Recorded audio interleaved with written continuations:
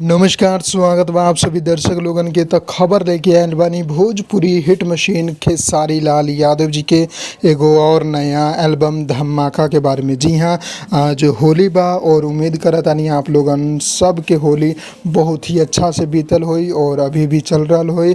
तो वही बीच में खेसारी लाल यादव जी के एगो कंपनी जोना के नाम बा अंकिता फिल्म्स, ओकरा द्वारा एगो नया एल्बम के पोस्टर रिलीज कर देहल गइल बा जोना के नाम बा मरद हाँ पियक्कड़। जी हाँ, मरद हाँ पियक्कड़ जोना के खेसारी लाल यादव जी गौले बड़े।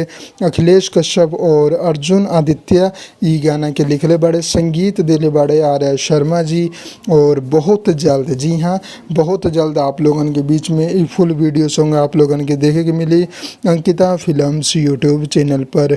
वीडियो में आप लोगन के खेसारी जी के धमाकेदार परफॉर्मेंस नज़र आई, जोना में शायद साथ में कोमल सिंह जी भी रही हैं।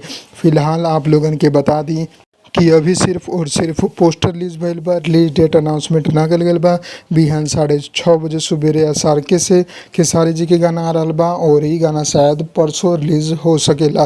बाकी जैसे ही रिलीज डेट कंफर्म हो जाता हम कमेंट बॉक्स और डिस्क्रिप्शन में एकर जानकारी दे देम। फिलहाल वीडियो पसंद आयल बा तो लाइक करी, ज़्यादा से ज़्यादा शेयर करी, चैनल के सब्सक्राइब करके बेल आइकन जरूर दबा देम। जय भोजपुरी, प्रणाम।